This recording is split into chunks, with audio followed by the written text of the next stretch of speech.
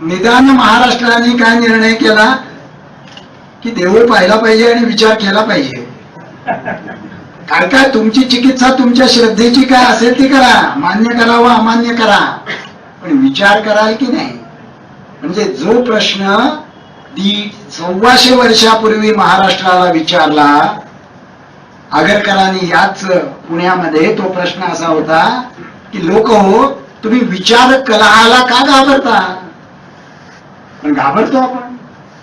त्याच्यामुळे त्यांनी मगाशी तुम्हाला सांगितलं की माझं जे पहिलं सीडीतलं व्याख्यान आहे ते आहे वैज्ञानिक दृष्टिकोनाचं, आणि शेवटचं जे व्याख्यान आहे ते विवेकवादाचं, आणि त्याच्यामध्ये एक अंतरसुसंगती आहे. ती काय आहे? वैज्ञानिक दृष्टिकोन म्हणजे काय? त्यांनी मगाशी उल्लेख केला ढाके सरांना मिळालेल्या साहित्य अकादमीच्या पुरस्काराचा. ते जे पुस्तक आहे त्या पुस्तकामध्ये ढाके सरांची जी कविता आहे त्यातले शब्द माझे चुकतील ते सोडून द्या, परंतु त्यातला आशय आणि ते वाक्य मला नक्की माहित आहे.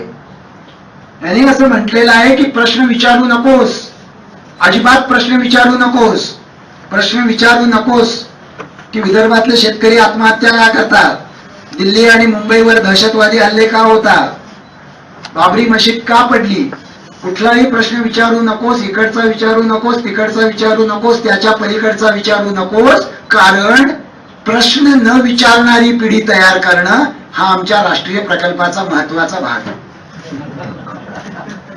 त्याच्यामुळे वैज्ञानिक दृष्टिकोनाची सुरुवात ही प्रश्न विचारायपासून होते. आणि हे काही नवीन नाहीये महाराष्ट्राला, पण महाराष्ट्र ते विसरलेलं आहे. आणि खरं म्हटलं तर सगळं संविधान त्याच्या बाजूने उभं आहे. संविधानामध्ये नागरिकाचं जे कर्तव्य सांगितलेलं आहे ते कर्तव्य काय आहे?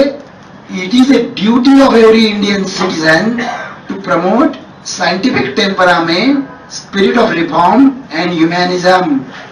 लक्षात घ्या, प्रत्येक भारतीय नागरिकाचं हे घटनादत्त कर्तव्य आहे की त्याने वैज्ञानिक दृष्टिकोन, सुधारणावाद आणि मानवतावाद याचा विचार, प्रसार आणि अंगीकार केला पाहिजे.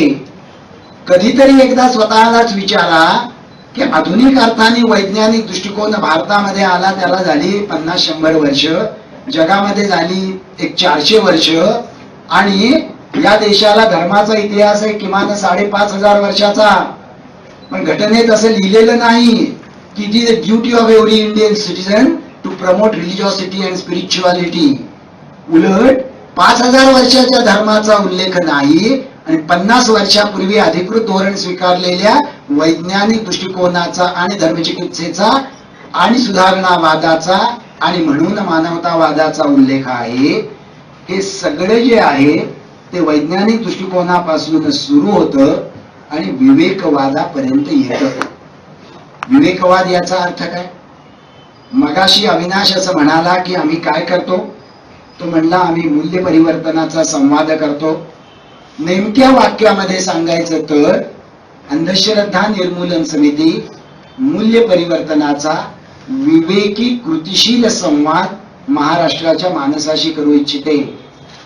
म्हणजे एक तर आम्ही संवाद करू इच्छितो, दुसरी गोष्ट म्हणजे आम्ही तो विवेकाधिष्ठित मूल्य परिवर्तनाचा करू इच्छितो, आणि तिसरी गोष्ट म्हणजे आम्ही तो कृतिशील करू इच्छितो. अंधश्रद्धा निर्मूलनाची शक्ती जर काही असेल तर ती याच्यामध्ये आहे की अंधश्रद्धा निर्मूलनाच्यावर 100 आरोप शत्रूंनी केलेले असतील, पण एकाने देखील असा आरोप केला नाही आमच्या शत्रूंनी देखील की हे बोलगेवढे आहेत बरं का, हे नुसतंच बोलतात काही करत नाही. अंधश्रद्धा निर्मूलन चळवळीची ही ताकद आहे की ही माणसं जे बोलतात ते आचरणात आणण्याचा जीवाच्या आकांताने प्रयत्न करतात, अशी एक प्रतिमा हजारो कार्यकर्त्यांनी मिळवून दिलेली आहे.